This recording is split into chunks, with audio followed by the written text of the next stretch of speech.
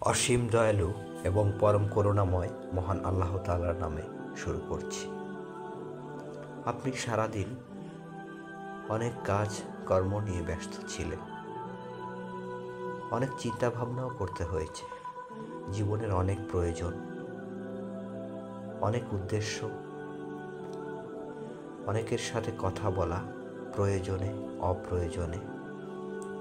এরপর দিন শেষে ক্লান্ত হয়ে যখন আপনি বাসায় ফিরলেন, বাসায় ফিরে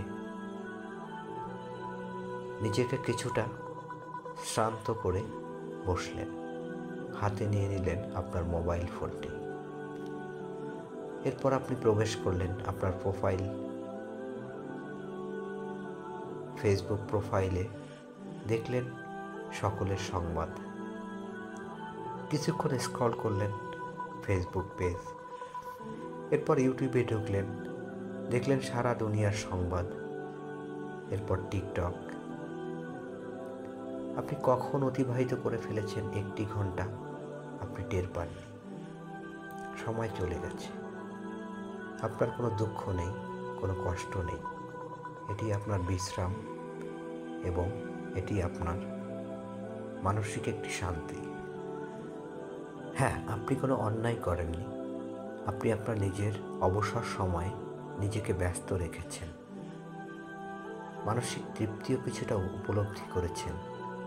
কিন্তু আপনি যে সময়টি অতিবাহিত করেছেন, তাতে কি আপনি আসলে কার্যকরী কোনো কিছু করেছেন আপনার অন্তরের জন্য, অন্তরের সমৃদ্ধির জন্য? নাকি আপনি নিশ্চিত আপনার অন্তর যে অবস্থায় আছে এটি যথেষ্ট? আর এভাবেই আমাদের প্রতিটি দিন কেটে যায়। প্রতিটি মানুষের দৈনন্দিন জীবনের যেন নিয়মিত এক অভ্যাস, কিছুটা সময় অতিবাহিত করা মোবাইলের স্ক্রিনে।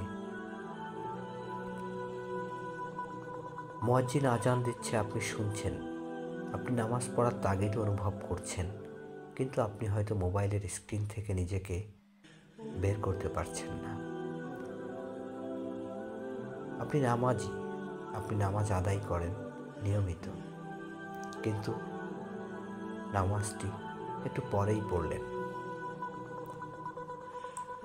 এভাবেই কেটে যাচ্ছে আমাদের অনেকেরই জীবন। কেউ হয়তোবা নামাজ ছেড়েই দিল মোবাইলের পেছনে কাটানোর সময়ের জন্য। কিন্তু আপনি কি জানেন, পবিত্র আল কোরআনে আল্লাহ তাআলা মানুষকে সঠিক সময়ে সালাত আদায়ের নির্দেশ দিয়েছেন, এর গুরুত্ব বুঝিয়েছেন।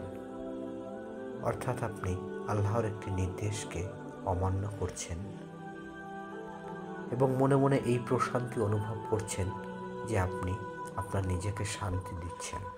সূরাতুল মুমিনুনের প্রথম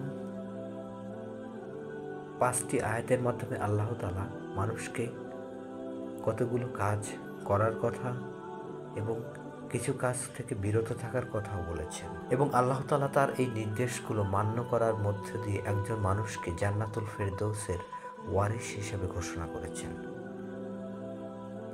এবং সেখানে একটি আয়াত আছে, তারা যারা অসার ক্রিয়াকলাপ হতে বিরত থাকে।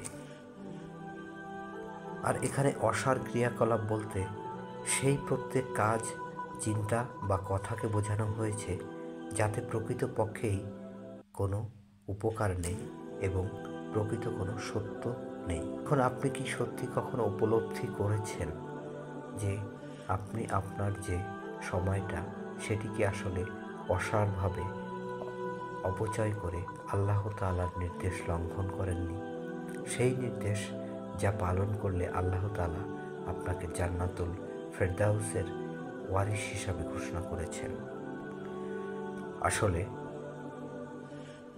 মানুষ হিসাবে আমরা মুসলমান হলেও ঈমান এবং আমলের ক্ষেত্রে আমাদের দুর্বলতার সবচেয়ে বড় কারণ, আমরা পবিত্র আল কোরআনের আয়াতসমূহকে গভীরভাবে চিন্তা ভাবনা করা, এর প্রতি গভীর দৃষ্টিপাত করা এবং একে পরিপূর্ণ তাৎপর্য প্রদান করতে চেষ্টা করি না। আর এটি শয়তানের চক্রান্ত মানুষের জন্য।